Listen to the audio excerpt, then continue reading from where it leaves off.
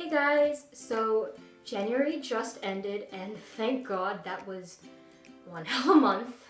So I'm here with my January wrap-up. I actually did read a lot of books. I read 7 books this month, though a lot of them were middle grade, so I don't know if that really counts.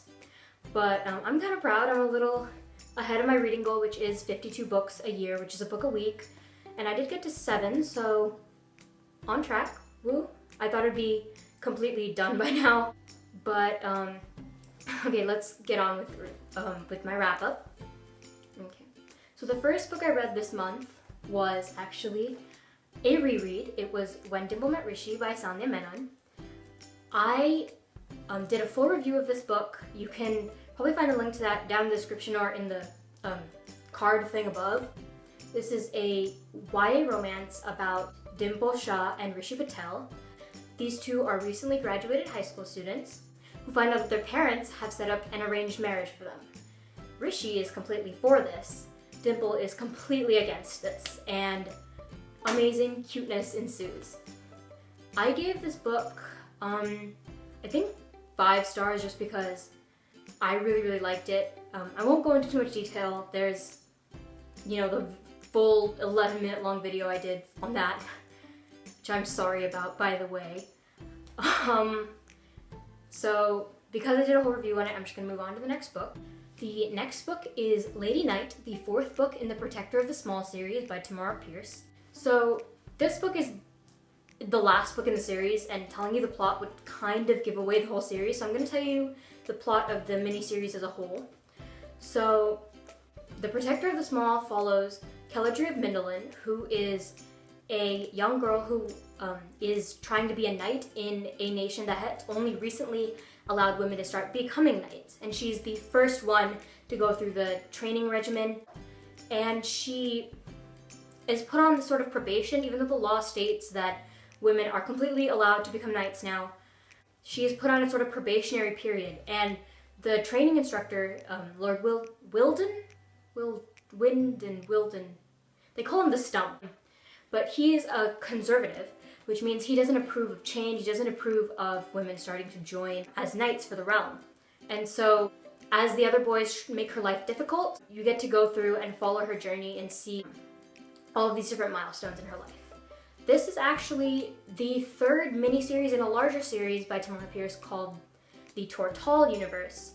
And I would highly recommend this book. It's a middle grade book, middle grade fantasy, but it is a little older, and it's fantastic. This series has many strong, powerful female characters, but in very different ways. Alana is very loud and brash and aggressive.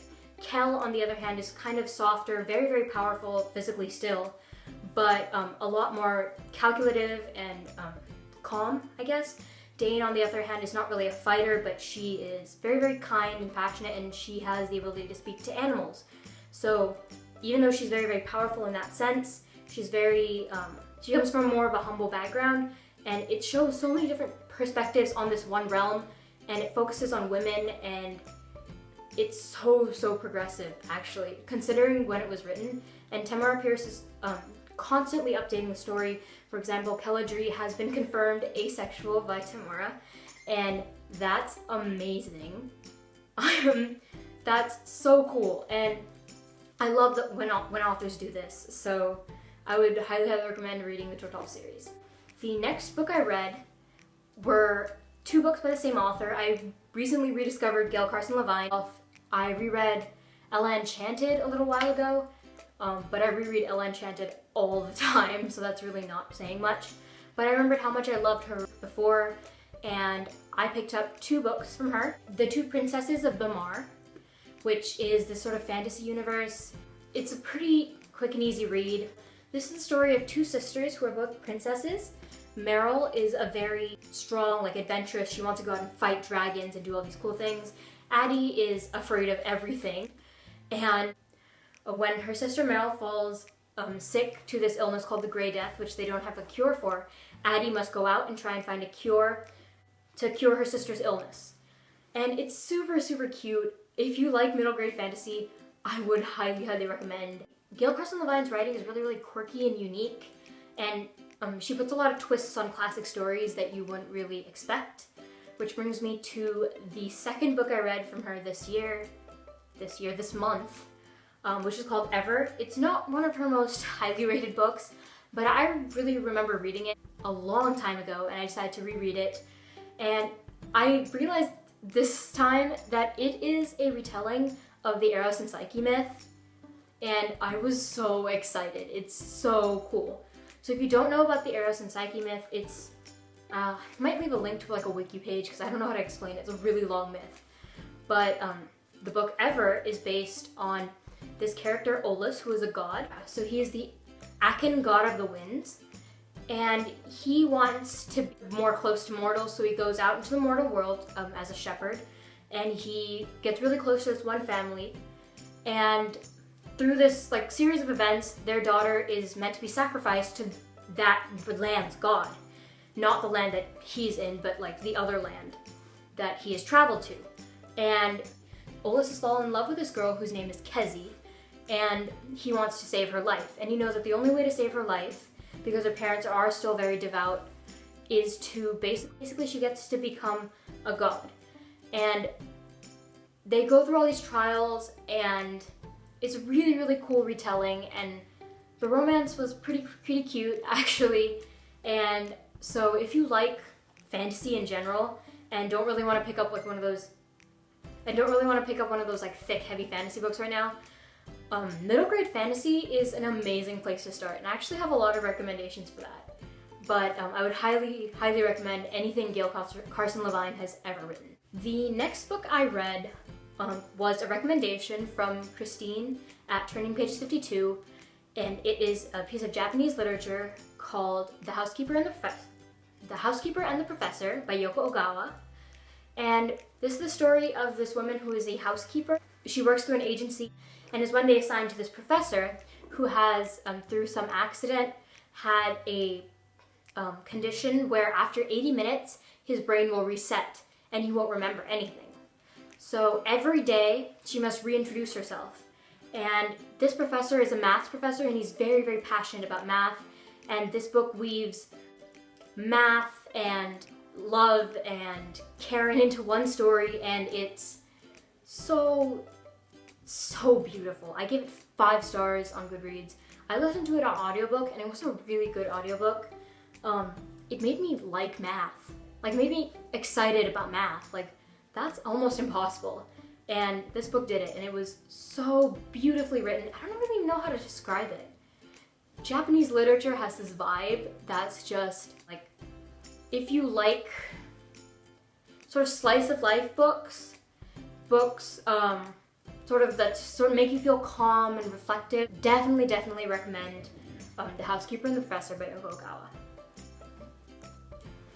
The next book I read in the month of January is Anna Burning, second book in the Books of Beiren series. So I don't really want to like go into the plot of this book because it's kind of spoilers, but basically this is set in a world where people have the gift of speaking. So some people have the gift of people speaking, in which they're very, very persuasive and can talk to anyone. Some people have the gift of animal speak and can talk to things like birds or geese or horses. And some people have the gift of nature speaking, where they can speak to the wind, to the water, to the fire. This is such a cool magic system, and I've never seen anything like it. Like I said, middle grade fantasy like has such a big hold on my heart because it's so creative. This book is by Shannon Hale, who wrote The Princess Academy, if you guys know that book. And I don't know, I love the like magical realism sort of interwoven through it. I love the description of the language and how every living thing has a language that we just have to learn. And I don't know, it was just beautiful. A very, very well written fantasy novel that's very, very character driven, and you get to focus on a new character every book, and I think there are 4 books. So the first one is The Goose Girl, the second one, Anna Burning, and the next one is River Secrets, so I will definitely be picking that up soon. I'm very, very excited, and so yeah, I would highly recommend fantasy authors like Shannon Hale and Gail Carson Levine, who have some of the coolest worlds I've ever seen. The last book I read this month is The Forest of a Thousand Lanterns by Julie C. Dow. So I'm gonna give a short synopsis. This book follows Shi Feng, who is this like extraordinary beautiful woman, and basically she lives with her abusive aunt, and her boyfriend essentially keeps trying to get her to run away. And basically her Guma reads these like fortunes for her, and her fortune every single time is that she will be the Empress of Fenglu, which is the world that they live in. And all of these things happen, and it is sort of an origin story for the evil queen from Snow White. I don't know, this book kind of disappointed me. I had really high hopes going into it.